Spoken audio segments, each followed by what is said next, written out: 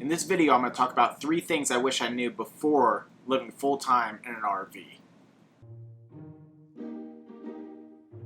you've ever been to my channel, my name is Brian. Me, my wife, my 3 kids, and our dog, we live full-time in an RV. I just wanted to make a quick video about 3 things that we've kind of discovered that we wish we would have knew beforehand so we could have prepared better.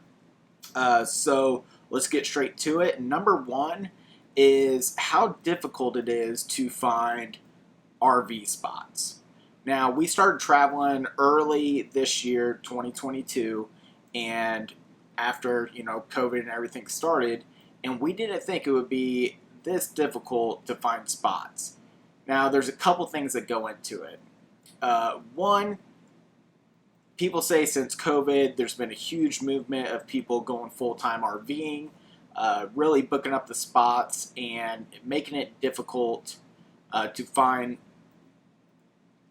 RV sites close to the cities we want to be located to. So we're able to do this because my wife's a travel nurse. We find out about assignments about a month before we have to be there, and typically it's in big cities, so she doesn't want to drive super far to work, so we got to be super close. So the first place we went was San Diego, and it was really tough to find a spot. We got really lucky, and then now we're in Austin, Texas, and she has about a 35-minute drive to get there. A lot of these places are booked up with full-time people, and it can be really tough to find a spot closer to the city. The second reason it's tough is the size of our fifth wheel. So with 3 kids and a dog and us, we wanted as much space as we could get. And we bought a 42-foot fifth wheel with the bunkhouse in the back, so the kids have their area and we have our area up front.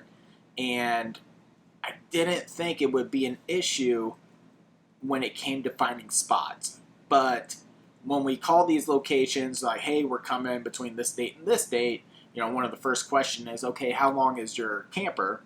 And we tell them 42 foot. And we typically get the same response every time.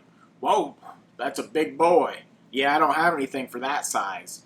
So if you're in a smaller camper, I think you definitely have a little bit more of an advantage because you can get in a little tighter spots and more campgrounds.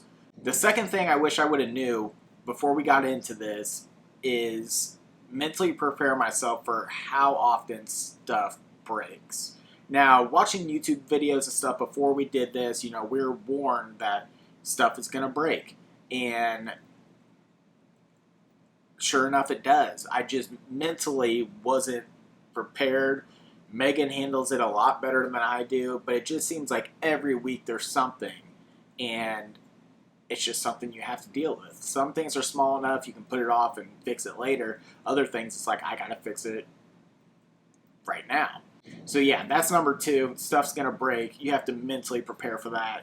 And if you're handy, great. If you're not, I'm like kind of handy some stuff, but if you're not handy, you're gonna have to learn, or you're just gonna have to pay a lot of money to get stuff fixed.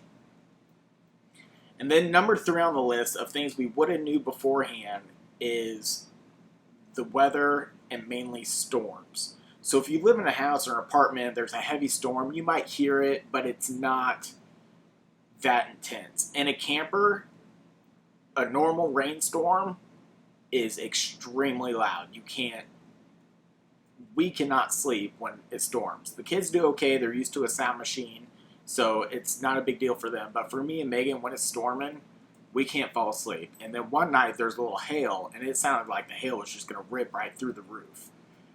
It doesn't sound like it would be a problem, but it's really loud. The wind is shaking the camper, and it can get scary, especially if there's high winds. So not something we really thought about going into it was going to be a big deal, but the few storms we've had, both of us the next day are just wiped because we're up all night listening to the rain and all that. Some people can sleep through it. Us, no. It's too loud. I can't block it out. I'm up all night. But yeah, so those are 3 things we wish we would have knew beforehand. And if you're about to start RVing, it is a lot of fun. There's a lot of positives. And yeah, follow our channel for more RV content, and we'll see you next time.